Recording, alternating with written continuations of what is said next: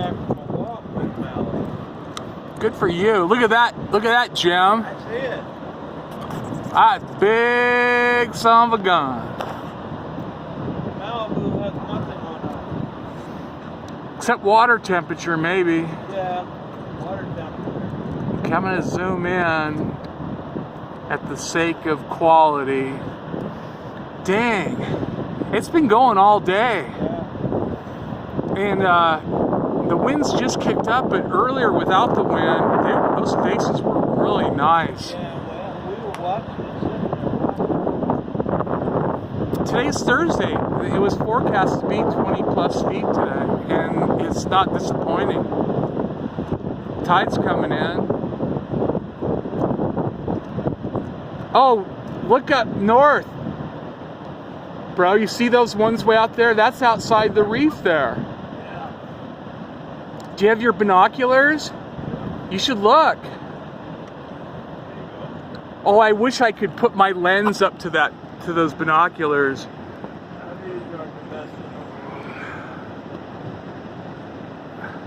So those ones way off in the distance up there, that's the outside of Nell Scott Reef looking from the south. Those are like, I mean, you can just tell from here that if they're breaking that half mile offshore, they're just gigantanormous.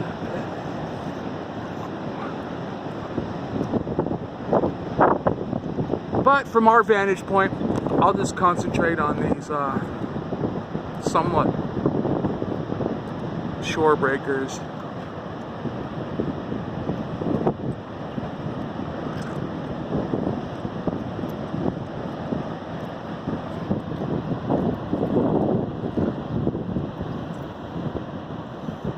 Look at those lines out there. It's beautiful.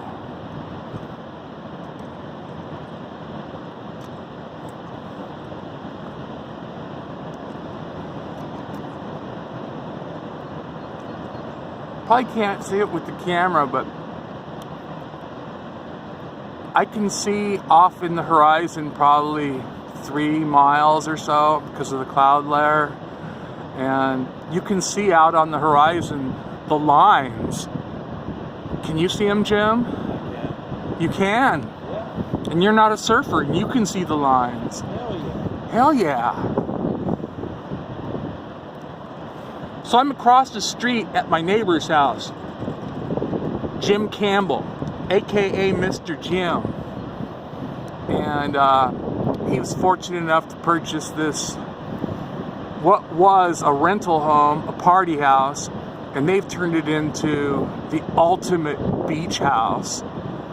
And they're right here on the cliff in South Nell Scott, which would be north Taft is where we live, right off Beach Avenue. And that building right there, those are some of the suites at Inn at the Spanish Head. So Inn at the Spanish Head is actually, their parking lot's about 100 feet higher than us. We're about 90 feet above sea level, so we're in a tsunami safe zone. But if we hear those sirens, we've got, basically they say, for a big quake, we've got 15 minutes to make it to high ground if we were at shore level. I don't think, honestly, because when you look down the hill here, and those are our stairs right over there to get down to the beach access. Can you see them? I can't tell, there's a glare on my screen, but the beach is well, there's Jim's backyard. I'm on his outside bedroom deck, which is about 10 feet above the ground. And Jim, what'd you say we were? 70 feet above sea level? 110 feet above sea level. So if we got rocked, and I felt that there was possibility of like a 50-foot tsunami coming, I would just walk up the hill with my dogs, or throw them in the car and go to Inn at the Spanish Head, because they're like a good 250, 300 feet above sea level, and just hope that it didn't happen in the middle of the night, because I'd love to capture some prime video of a tsunami just totally breaking off this sidewall, and praying that Jim's house didn't fall into the sea.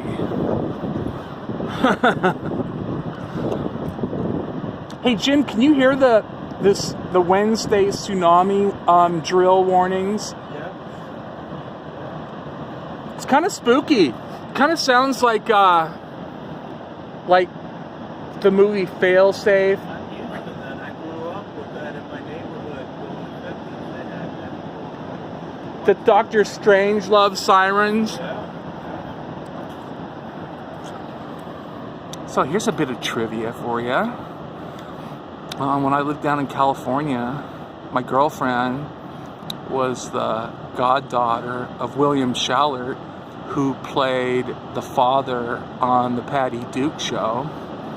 And this is about Christmas of '83, I believe. 83 or 84. I spent Christmas in California with my girlfriend, with my fiance. And we got invited up to Bel Air to Mr. Shallert's house for Christmas dinner. And it was really neat. And what was really neat was who was sitting at the table and who I was sitting next to. None other than Mr. Walter Matthau himself. You know him from Grumpy Old Man, The Odd Couple, but so in a bunch of movies. He's a big movie star. And so, oh yeah, Harold Lloyd was there. Not Harold Lloyd, but Harold Robbins was there. Famous author. Small World, the boat company I used to work for down there in Newport Pacific. I helped the owner's son deliver his 30-foot Bayliner up to Marina Del Rey. But I'm getting off subject. Getting back to the Christmas dinner with Walter Matthau at the Shallert's house. So we're sitting there, and we were drinking, and I just made a pronouncement at the dinner table. I said, I'll bet that I can do a trick here that no one else can do. And Walter goes, what's that? I go, I'll bet that if someone could find me a basketball and a Bic pen, that I can spin the ball on my finger, transfer it to the Bic pen, and balance it in my teeth without dropping it and having the ball bounce all over all this great food. And Paul is like, John, no, don't do that. And Walter's going, do it. He goes, I'll tell you what. He goes, so if you can do that trick, we'll give you 3 tries. If you can do that trick successfully, I will give you a private personal tour of my home, which is just a couple houses up the street, which is featured in this spring's coming Better Homes and Gardens. And I said, you're on. He goes, what if I can't do it and I screw up the deal? He goes, don't worry about it. You just have to clean the dishes. I go, oh, sounds good. And so, anyway, William Shallert sent like one of his sons out to the garage. They got a basketball. They got a pen. But they got me a pen that had like a clip on it. And I said, no. That'll hurt my molars with that metal clip. I need a Bic pen that's got no clip on it, or a pencil, you know. So they found a pen, and it was my first try. I licked my fingers to get a good grip on the ball. I got the thing whizzing around, and Paula will verify this, all true. First try, got that thing whizzing on my finger, transferred it to the pen, and then I tilted my head.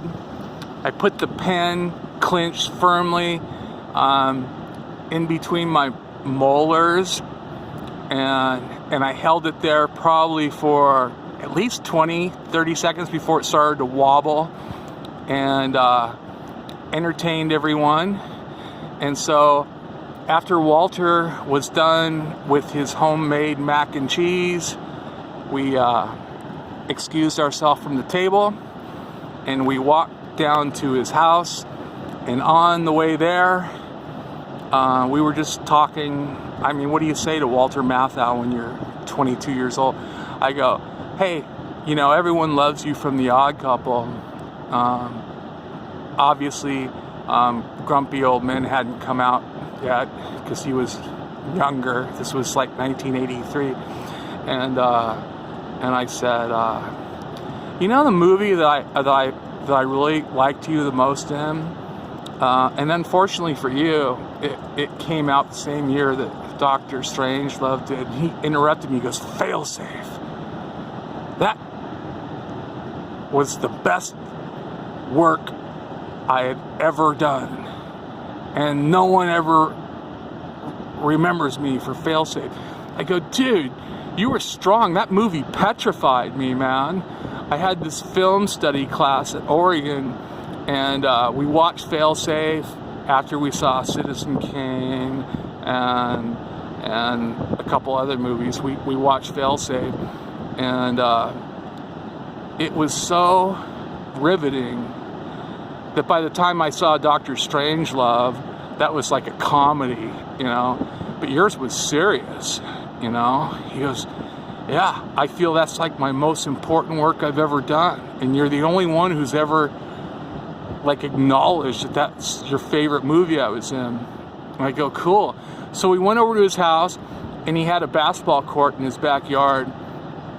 And I asked him if he wanted to play a game of horse. He goes, yeah, I'd love it. And so he turned on the lights. We played a game of horse. Of course, I won.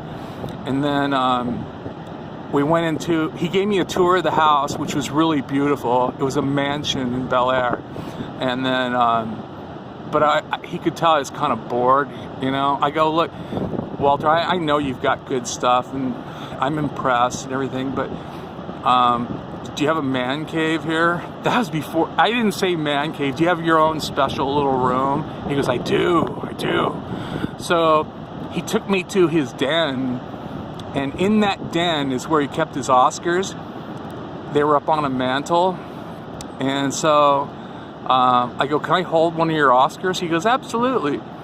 And then I looked over in the corner of the room, and I saw a green felt poker table.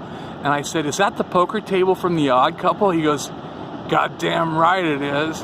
That was one prop I was going to keep. I go, that's so cool. He goes, do you want to, he had Heineken on draft in his little, well, what would be called a man cave. It was his little escape room. And so we were drinking tapped, ice cold Heinekens, just him and me. And he pulled out this VHS tape of the Lakers versus the Sixers. And then he was really impressed when I told him that during this 1977 Blazers Sixers, and when we beat LA in the Western Conference Finals, that I went to every home game, and I stayed overnight to get tickets. My mom and my buddy David, our moms took turns dropping us off after we knew that there was going to be a game the next day for tickets to be on sale. And we were getting these in back of the backboard seats for like $12, man. It was great. I was like right there. I saw Walton dunk over Jabbar. I saw Julius Erving dunk over Bob Gross. And although we won the championship in Philadelphia, I was there for all the home games, and it was just freaking cool. And Walter was impressed that, you know, our moms would let little 14-year-old kids stay up all night in North Portland. That was like Blood and Cripville, and let us get tickets for the games, because we just would camp out there with our sleeping bags, being first in line at the box office. So there you go. You got some massive surf and a pretty cool story to go with it. Maybe that's what I should do from now on, is tell great stories from my times in SoCal, 5 years in SoCal, and then my 5 years at the U of O. So, all right, my hands are freezing, folks, so hope you enjoyed the show.